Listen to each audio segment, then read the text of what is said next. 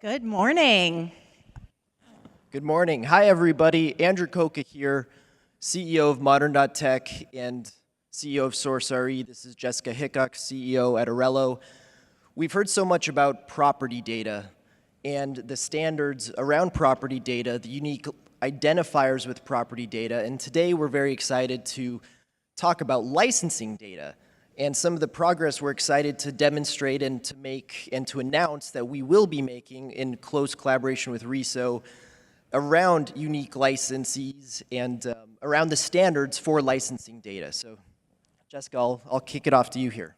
Well, sure. Let me start off by talking about who RESO is and what we do. So RESO is the Association of Real Estate License Law Officials. We are the National Trade Association representing all the state jurisdictions for licensing. So any of the departments of real estate or real estate commissions.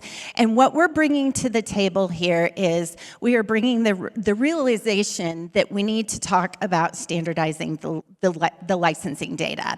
So as of today, we represent 46 jurisdictions that are actively involved with RESO in some form or fashion. Now, what we do is not just license verification, but what we do is we also do a lot of exam accreditation, we do a lot of certifying education. RESO is very well-rounded in a lot of what the licensees need and do in the daily business. However, we have recognized that there is more of a standard that we are needing to bring to the licensing data to work with the associations and the MLSs and the prop tech companies out there. So what we have is a license verification. We also have a disciplinary action database. We also track a lot of other data points that are all regarding a licensure piece of it. So I've had the opportunity to meet with so many different companies, and after talking with the board of directors at RESO, we started talking about bringing to the table this standardized data. And so we have partnered up with Modern.Tech and SourceRE to do that and bring those reliable data inputs that we are getting and obtaining from our members and bringing that to the table to bring faster updates, comprehensive data sets, and bringing all of the things that are needed with that. So RESO is really trying to bring this piece of the puzzle to the table, basically. So we were hoping to present 3 case studies. Now that we know that we've got associations, MLSs, and the prop tech companies here, we want to start off by talking about some of the major legal risks for all of this. And so by doing that, we want to present just a quick case study here. So first, we want to talk about how this is going to affect the brokers. Very recently, we had heard a story about a broker out of the state of Minnesota who had forgotten to renew his license. And therefore, when his license then was not renewed, when the inactive head broker becomes inactive, all of the licensees under him also became inactive. So there were a lot of problems, causes for having that inactive data, but the MLSs didn't know right away because they weren't getting that real-time data from the licensing jurisdiction. So with that and the entire office losing all of their operations, that presents a huge problem. Now, fortunately, in this situation, it was fixed very quickly, but the legal vulnerabilities that brought to the table were really putting at risk a lot of different things for not just the MLS, but that broker as well, and we need those systems to talk. So what we're looking at doing is kind of filling those technology gaps by having these automatic alerts for licensing changes, synchronizing between the MLS and the AMS systems, and not relying just solely on self-reported data. And I would add, you're going to see 3 case studies, right? One for the MLS and why there's legal vulnerabilities there. One for associations, why there's legal vulnerabilities there. One for prop tech companies and why there's legal vulnerabilities there, and some opportunities for each as well, which between MLS Association and prop techs, that covers almost everybody in the room. And the cheat with us here with the technology gaps, of course, is that the technology gaps are going to look a lot alike for all 3 cases. They manifest differently between the 3 different types of organizations, but ultimately addressing the technologies is going to look very similar here. So let's talk about it from the MLS perspective here. The solutions that we're bringing to this table is obviously just the license verification via the API, but mostly that data tracking and where that is. But when we talk about kind of where it comes from the perspective of the association or the MLS, I've been fortunate to bring my background and my experience to the table when we're looking at where these compliance gaps are, particularly for associations and MLSs. I did run a local association in addition to a state association, but also ran a large regional MLS. And knowing how all of those three-way agreements all work with that, there's one piece in there that's also very important, and that's the RPAC campaign finance laws. So if you are an association that's running some sort of political action committee of any type, you really need to have active licensee data. You need to know who your members are, because if you are procuring some sort of investment into a PAC, you can only solicit those that are your members. So what RESO is saying, if we bring the licensing data to the table, you know who your members are, and you'll be able to take that license data, match it up with your member records, so that you can make sure that you're not missing a legal liability of violating some kind of federal campaign laws or state laws for PAC collections on that, and just make sure that you're still protecting your 501c6 status. So to fill those technology gaps, we're hoping that we'll have the automatic alerts. I say hoping. We brought this to Modern Tech and said, here's what we're hoping for, make that happen. So we're putting all of that together, laying the groundwork for that, and this was the perfect opportunity to bring that to you all to say, when we can standardize these IDs, we can help fill those compliance gaps that associations and MLSs are facing.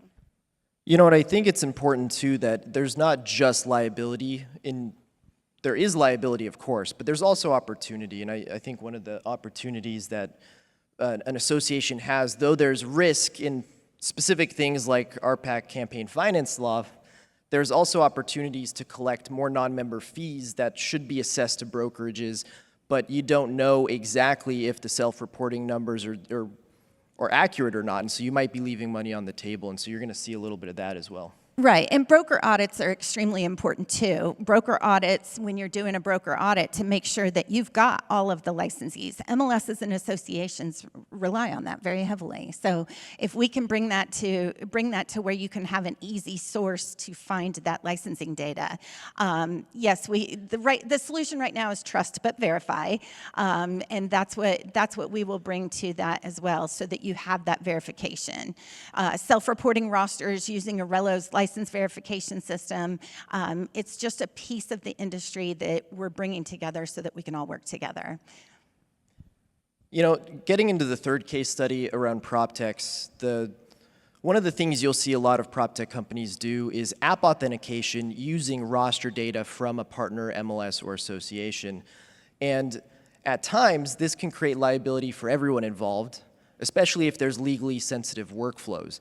And if a PropTech company is using a MLS roster as a source of license verification or verifying that a user is a real estate agent, that's not necessarily what that roster is for. And so that is inviting liability for both parties. An example in an extreme way here could be unauthorized home showings. If a license has lapsed, but somebody still is in the system as an agent and therefore can get access to somebody's home, that illustrates a part of the problem in a large way. And of course, the technology gaps being what they are, using, instead of roster data, the license data from a RESO where you can trust it and it's verified is the only way to mitigate that risk. But there's also an opportunity for PropTechs, because in order to expand your application and cover maybe a full state or expand geographies, traditionally, you would have to go and partner with MLSs and associations to get that roster data, whereas instead, if you really want to have an application available to real estate agents, using licensed data from somebody like a RESO not only mitigates risks for MLSs and associations, but gives these opportunities to PropTechs to expand and have a little bit more control over that expansion as well. So in doing that, it's easier to service broader areas, and it's removing risk from everybody. And one of the things we wanted to talk about, it's not just why you should use it. We want to show you what we've done that's a little bit differently as well. And by partnering with Sorcery and with us at Modern.Tech, what we've done to RESO data is we've made it more accessible for the industry. We've done some things here. You'll see enhanced data lineage. We've improved the tracking and the change tracking of this data, because before, without any change tracking, it's hard to take that data and build those mechanisms for lineage on your own. So with this now built into our data sets for distribution at Sorcery, you'll be able to see when a license goes inactive or is suspended. We've also done some things with our work with Data Dictionary 2.0. Of course, there isn't the data dictionary for the license data itself, but taking the conventions and the patterns consistent with Data Dictionary 2.0, we've stored natively this data in a way that's readily able to be collaborated with RESO in the future. And similar with MLS compatibility, there's integration with the existing member state license resource when we're pairing it to the MLS data sets. So we've done a lot of pre-work here to make this as easy to use and as friendly as possible. And what we're really excited to do is pave the groundwork for collaboration with the ULI, because we're building in seamless deduplication algorithmically to create unique license records. And so this is going to be compatible with and lay the groundwork for that collaboration with RESO ULI in whatever form that takes as in the coming months as we start to get a lot deeper into that. And the data, I guess the exciting part for us is it's been in development, this collaboration between RESO, Sorcery, Modern.Tech for months now. And it's going to be available publicly next week. And so we're thankful to all of you who've been our private users to this time and our active beta users, but we're really excited to get this out publicly. And there's a couple things here you'll see. Of course, there's licensee data sets. Jessica, you probably want to touch a little bit more on the enhanced data sets, but there's a lot more than what you might have known you could get from RESO in the past. We do have quite a few data sets. As I mentioned earlier, disciplinary action database. We have a very robust DADB is what we call it, a disciplinary action database. How that is helpful for a lot of the users that are using that data is we are tracking things like the top 10 disciplinary actions that we're seeing in that. So analyzing those trends has been really good for us. But if we can help improve the industry by sharing those data sets that are on disciplinary actions, education records, how much more education a licensee needs to get by the time they renew so that they don't lose their license. In addition to that, we're also tracking a lot of data on how things are taking place, not just in the exam world, but anything that has to do with licensing, we're building that together. Building on that, there's a couple more exciting things for, depending on your use case, how you can access this data.